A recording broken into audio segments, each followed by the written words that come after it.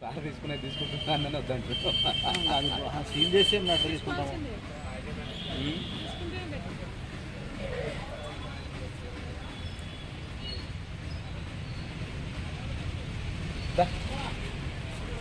Cover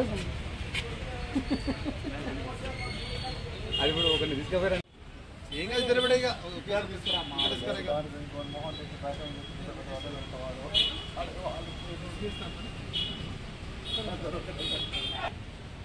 బాబు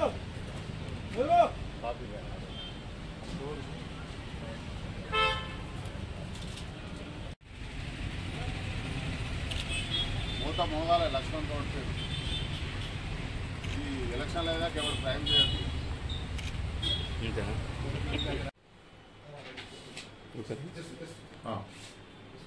మన రంగారెడ్డి జిల్లా excise deputy commissioner Dasharath sir గారు మరియు Shamshabad excise superintendent Krishnapriya madam గారు మరియు నేను assistant excise superintendent Srinivas Reddy మరియు మా ఇన్స్పెక్టర్లు డిటిఎఫ్ ఇన్స్పెక్టర్ ప్రవీణ్ గారు, షెల్లింగంపల్లి ఇన్స్పెక్టర్ లక్ష్మణ్ గౌడ్ గారు మరియు డిటిఎఫ్ ఎస్ఐ శ్రీకాంత్ రెడ్డి మరియు షెల్లింగంపల్లి ఎస్ఐలు మొగిలప్ప తదితరులు మరియు మా కానిస్టేబుల్ ఇంకో ఎస్ఐ గారు కిరణ్ కుమార్ గారు, గణేష్, మల్లేషు మరియు హెడ్ కానిస్టేబుల్ ఫక్రుద్దీన్ గారు, వీళ్ళందరూ నెహ్రూ కానిస్టేబుల్ గారు, వీరందరూ ఈరోజు ముమ్మరమైన దాడులు నిర్వహించి బ్రహ్మాండమైనటువంటి డ్రగ్స్ కేసు పట్టుకోవడం జరిగింది. 2 కేసులు. ఉదయం పొద్దున తారానగర్ వద్ద 10 గంటలకు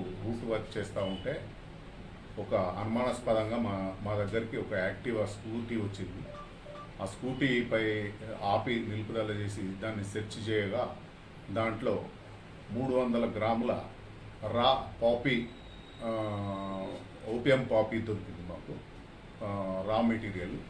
అది ఫర్దర్ అతన్ని అడిగితే అతని పేరు త్రిలోక్ అని, అతని ఏజ్ అరౌండ్ 32 సంవత్సరాలు ఉన్నది. నేను ఒకరి దగ్గర పనిచేస్తూ ఈ ఓపియం అమ్ముతా ఉన్నా.